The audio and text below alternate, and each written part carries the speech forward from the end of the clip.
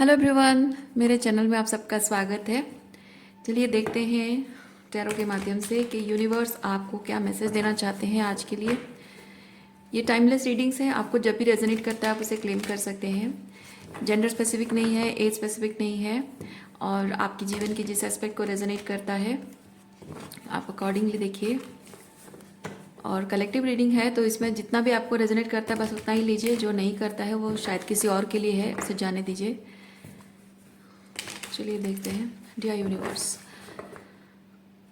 Dear universe, please बताइए जो भी कलेक्टिव इस रीडिंग को देख रहे हैं उनके हाईएस्ट गुड के लिए आप उन्हें क्या बताना चाहते हैं।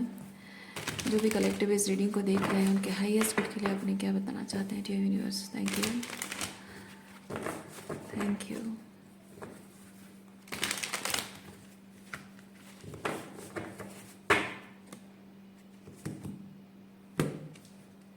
Thank you.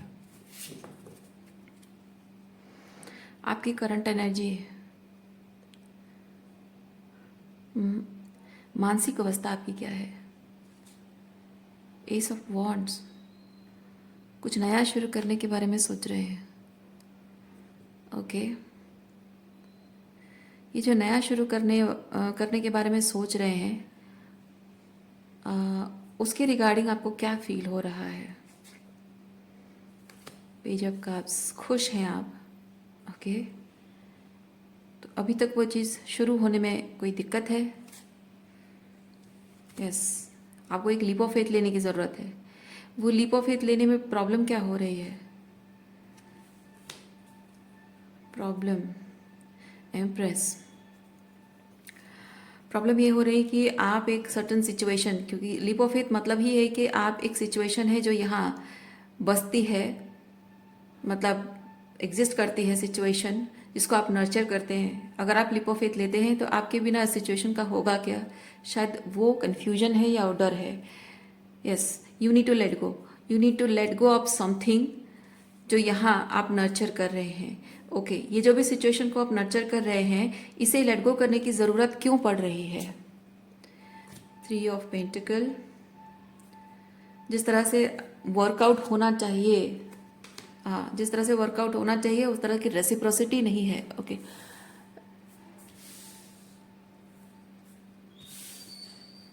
जिस तरह से वर्कआउट होना चाहिए उस तरह की रेसिप्रोसिटी नहीं है। ओके, थोड़ा सा और शफल करते हैं, इसको रखते हैं यहाँ।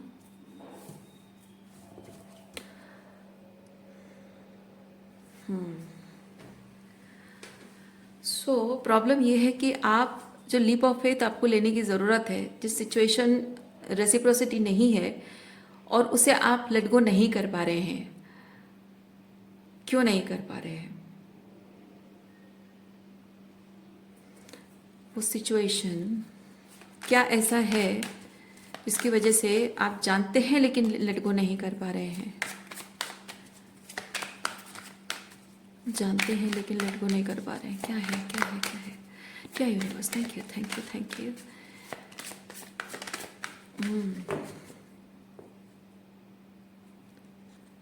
ओहो, डेथ।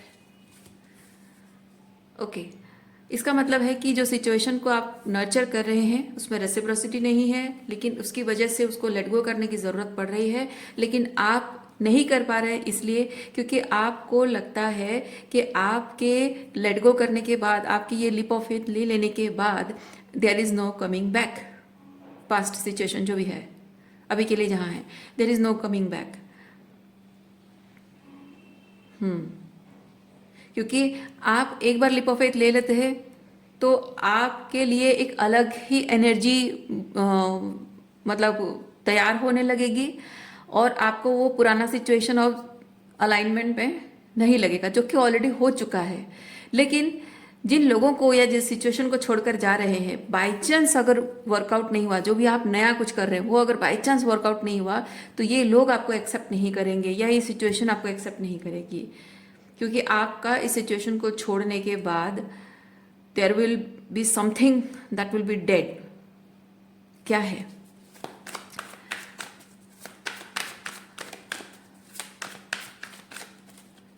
क्या है।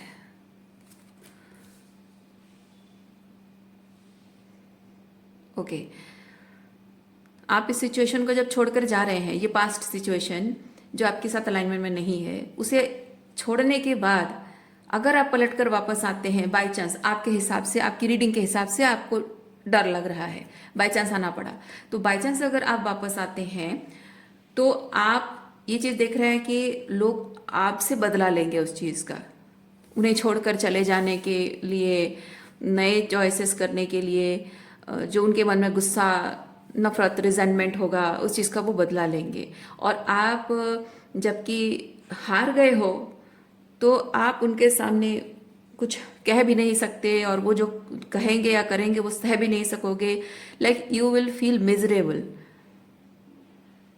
ओके, इस सिचुएशन के बारे में कुछ और सच्चाई जो आपका जान लेना ज़रूरी है। इस सिचुएशन के बारे में एक सच्चाई जो आपका जान लेना ज़रूरी है।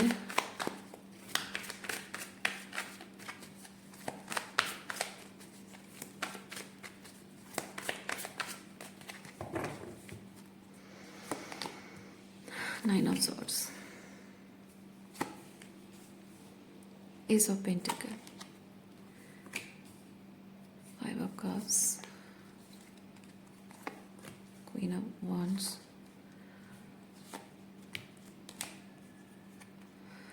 सिक्स ऑफ swords,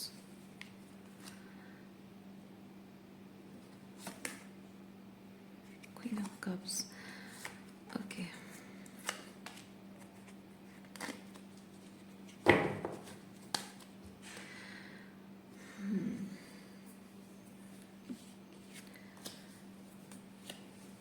आपका जो ये सिचुएशन है, इसके बारे में सच्चाई ये है कि आप ये सिचुएशन, ये 3 स्पिल्ड कप्स है, ओके। और ये जो रिलेशनशिप, चलिए मान लेते हैं कि रिलेशनशिप है, ठीक है, आप लोगों को जैसे रेजोनेट करता है आप उस हिसाब से देखिए। सो अगर हम रिलेशनशिप कहें तो ये जो रिलेशनशिप आपका है, इसमें ऐसा कुछ है नहीं, ऐसा कुछ है नहीं जिसकी वजह से कि आप को रुकना चाहिए। लेकिन इस रिलेशनशिप में जो भी अच्छा आपने एक्सपीरियंस किया है वो इसलिए हो पाया है क्योंकि आप इस सिचुएशन को अपने तरीके से हमेशा नर्चर करते रहे हों। क्योंकि रिलेशनशिप में जब भी प्रॉब्लम्स आती हैं, उसका एक सल्यूशन निकालना, उसको रिजोल्यूशन निकालना, उसको हील करना, वो जिम्मेदारी आपने अकेले उठा रखी थी। इसीलिए ये रिलेशनशिप अभी तक सस्टेन कर पाया है, वरना वो कब का खत्म हो चुका होता। ओके,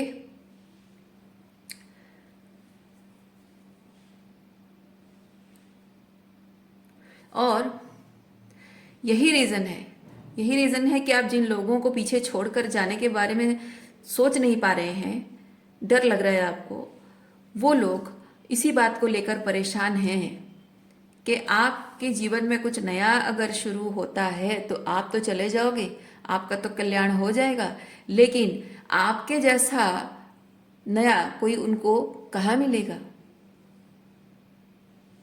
ओके, आपके जैसा कुछ कोई नया ढूंढना पड़ेगा जो सिंगल हैंडेडली उनके साथ रिलेशनशिप को निभाता रहे।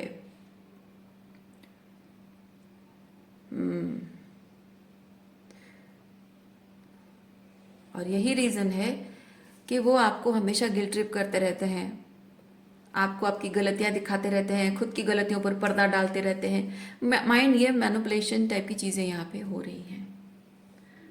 और ये चीज़ है कि 5 ऑफ सॉर्ड्स है कि आप आपके रिलेशनशिप में जो प्रॉब्लम होती है ना, ये लोग उसकी अकाउंटेबिलिटी भी नहीं लेना चाहते हैं। ऐसा नहीं कि उनको समझ में नहीं आता है, नहीं, इन लोगों को बहुत अच्छे से समझ में आता है कि वो जो कर रहे हैं, क्या कर रहे हैं, क्यों कर रहे हैं, और उस पर आपकी मानसिकता पर, आपकी भावनाओं पर, आपकी सोल पर क्या इफेक्ट पड़ रहा है, उनको बहुत अच्छे से पता है। लेकिन फिर भी वो करते जा रहे हैं क्योंकि आप जो कुछ भी उनको प्रोवाइड कर रहे हो वो आपकी इस रिलेशनशिप के प्रति क्या होता है कि हर एक रिलेशनशिप के प्रति दो तरफ जो लोग होते हैं, जिम्मेदारी होती है रिलेशनशिप बना रहे ब्लॉसम करता रहे, इसलिए दोनों तरफ से एफर्ट्स होने चाहिए। लेकिन आपके जितने एफर्ट्स हैं वो तो आप दे रहे हैं, और उनकी तरफ से जो कमी है उस कमी को फुलफिल करने के लिए भी ओवर एक्सटेंड कर रहे हैं आप। ओके, तो प्रॉब्लम वही है कि उनको वो कुछ भी एफर्ट डालना ही नहीं चाहते, कोई अकाउंटेबिलिटी लेना ही नहीं चाहते, क्योंकि उन्हें पता है कि आप अपना हिस्सा जो रिलेशनशिप के लिए वो भी दे रहे हो, और उनके जो भी क्या बोलते हैं, जो जो गंदगी उन्होंने मचाई है, जो गंदगी उन्होंने मचाई है इस रिलेशनशिप में फैलाई है, सॉरी, जो गंदगी उन्होंने फैलाई है उसको ढकते भी हो आप in the name of love. मैं नहीं कहती कि आप प्यार नहीं करते हो, लेकिन प्यार करते हो इसीलिए उनकी वो जो गंदगी जो मैस फैलाते हैं उसको आप कवर भी करते हो, किसी को जानने नहीं देते हो, बाहर के लोगों को जानने भी नहीं देते हो, और उनको पता है कि उन्होंने क्या किया है, लेकिन आपके रिलेशनशिप के ऊपर उसका इफेक्ट ना पड़े उसके लिए आप उसको कवर करते हो, और ऐसे उनके सामने बिहेव करते हो जैसे कि अरे कुछ नहीं कुछ नहीं कुछ नहीं, दैट्स ओके, कोई बात नहीं कोई बात नहीं, सब ठीक है सब ठीक है। पर उसे भी पता है कि उसने कुछ कर दिया है जिससे आपको हर्ट हो सकता है, लेकिन जब आप खुद कवर कर रहे हो तो उसको ये चीज़ लग रहा है कि हाँ मैंने इतना कुछ मेस फैलाया है, और ये अगर कवर कर रही है और कह रही कि कुछ नहीं, तो ठीक है, मैं जितना चाहूँ उतना मेस फैलाऊँ, और उसे अगर कवर करना ही है, उसे अगर तकलीफ हो रही है, उससे कोई फर्क नहीं पड़ता, तो मेरा क्या जाता है। एग्जैक्टली वही चीज़ है। और इसीलिए आप जब इस रिश्ते को छोड़ रहे हैं, आपके जैसा कोई उनको नहीं मिलेगा, इस बात की टेंशन है, इसीलिए वो आपको आपकी भावनाओं के साथ, आपके माइंड के साथ वो खेल रहे हैं।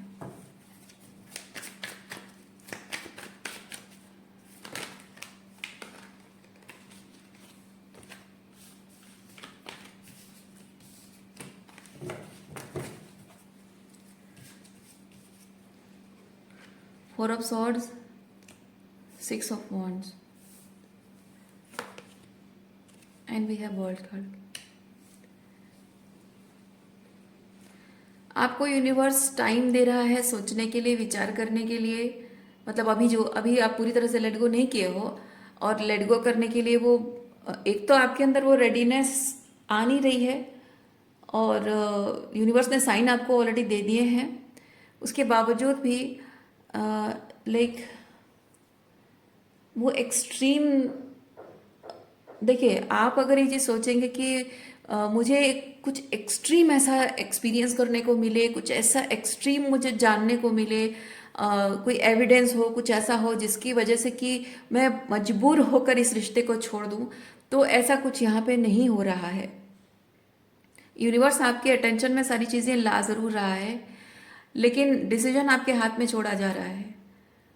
आप इस चीज़ को पूरे एक्सेप्टेंस के साथ, पूरे सरेंडर के साथ, मतलब सरेंडर मतलब ये नहीं कि कुछ लोग कहते कि हाँ ठीक है जो होगा देखा जाएगा, मैं जाने देती हूँ, लेकिन मन ही मन नेगेटिव एनर्जी है, चेज करते रहते हैं, और जाकर स्निक करते रहते हैं, म्यूचुअल फ्रेंड से पूछते रहते हैं, नहीं, वो सरेंडर नहीं है। ग्रेसफुली उसको जाने देने का मतलब है कि आपके मन में रिजेंटमेंट भी नहीं होना चाहिए, उस पर्सन ने आपके साथ जो किया, जैसा भी किया, उसके लिए रिजेंटमेंट भी नहीं होना चाहिए, आपको उसके वापस आने की चिंता भी नहीं होनी चाहिए, और आपका पूरा फोकस जो है इस चीज़ पर होना चाहिए कि आपको इस चीज़ से क्या फ़ायदा हुआ।